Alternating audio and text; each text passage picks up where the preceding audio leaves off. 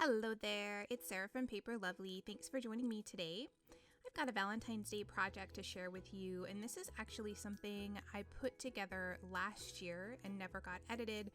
I have been doing a whole bunch this year, but as usual, I am behind on editing, so I'm trying to catch up on that and get as many things out to you as I can before the holiday. But this is using last year's Simple Stories Sweet Talk collection. I'll have a couple things for you that I've created using this.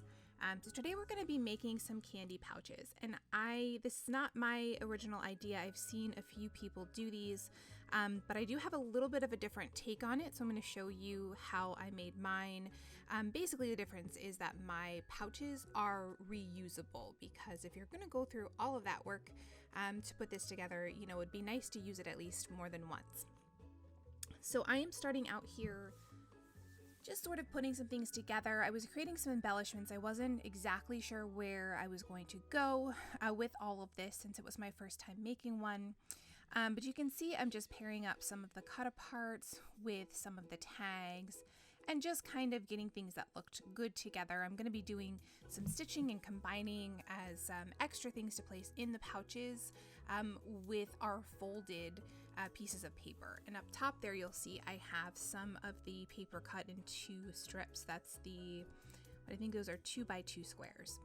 And you're going to make sort of little embellishments, but they stay folded together, which is kind of a really fun, like, popped up look when you pull this out of the pouch. So there you'll see I'm just folding these along the lines, and I will use my bone folder to make sure I get a nice tight fold there.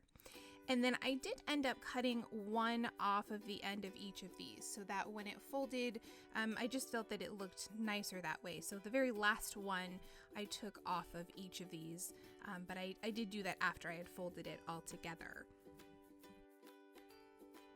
So I have sped this up quite a bit here. It did take me a while to figure out how I wanted to decorate everything. Again, I'm using the Sweet Talk collection. I've got some of the puffy stickers, some of the brads, all of the ephemera, and I'm just pulling in and out to sort of make cute little additions to these sweet little pictures here.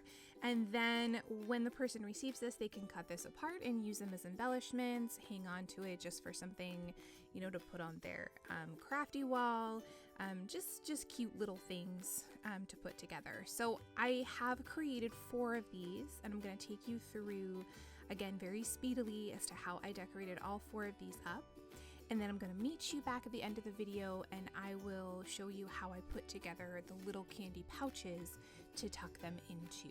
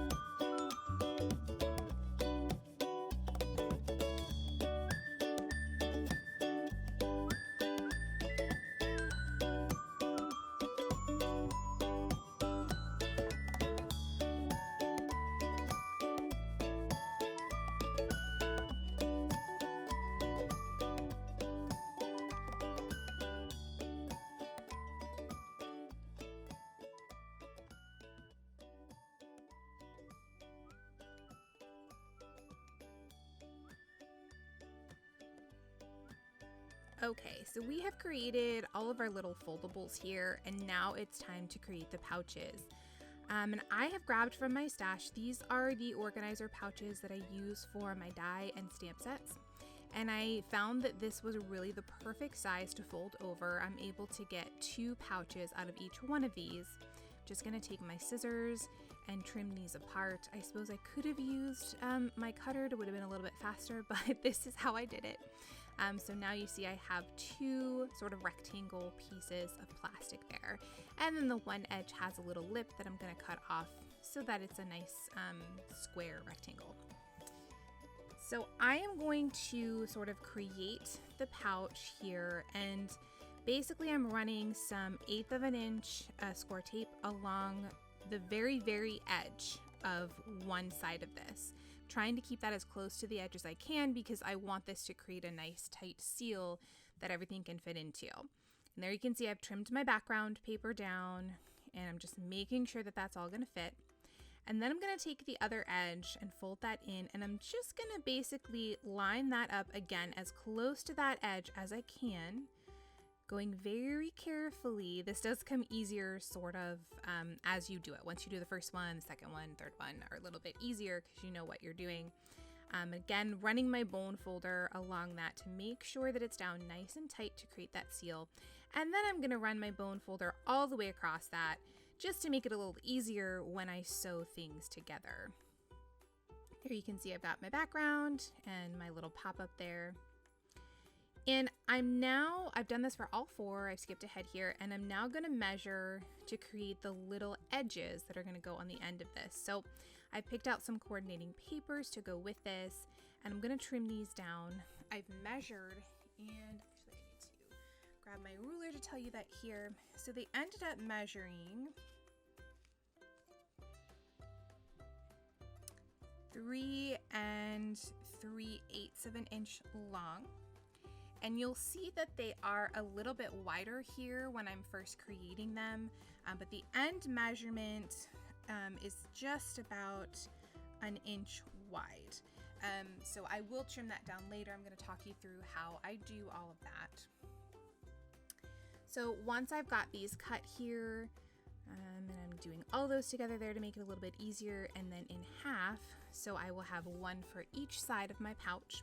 I'm gonna take that, just fold it over, again using my bone folder to get a nice edge there. So that's gonna fit over the edge.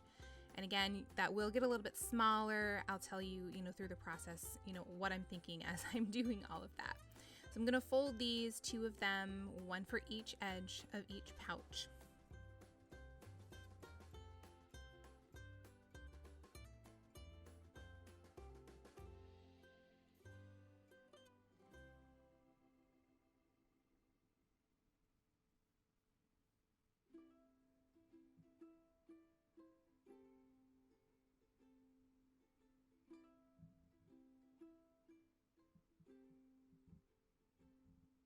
Okay, so through the magic of editing, I have already sewn on 1 edge of these.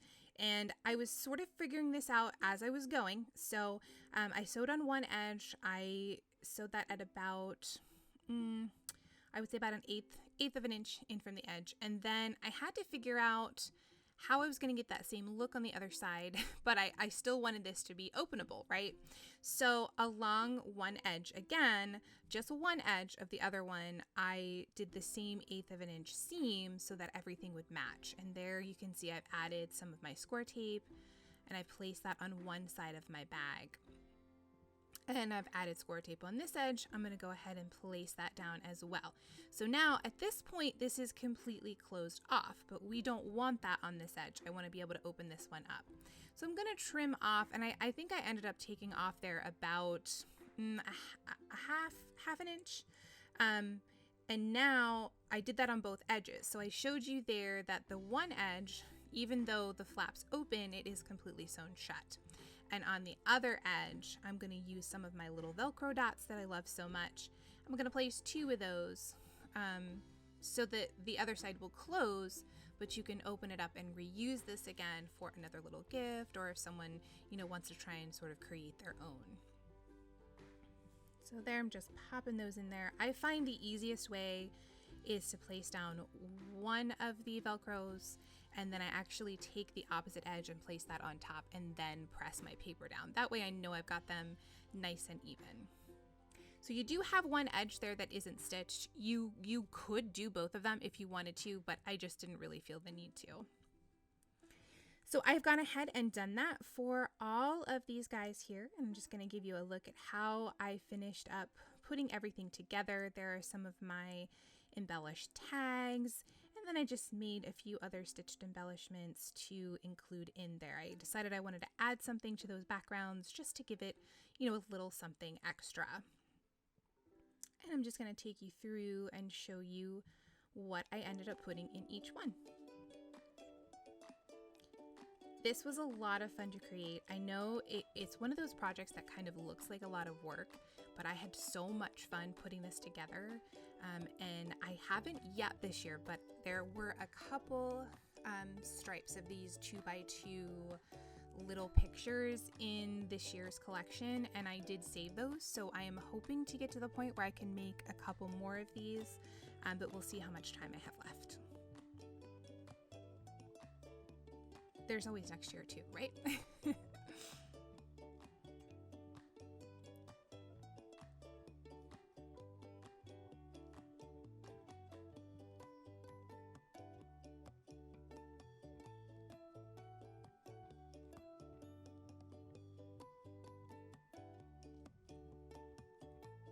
So these are the 4 finished candy pouches that I created. In the description box below, you'll find a list of all of the supplies that I've used to create this, as well as a link to my blog post. There you'll find additional photos and more information. If you have any questions, please let me know in the comments below. I'd be happy to help in any way that I can. And thank you so much for watching. I will see you in the next video.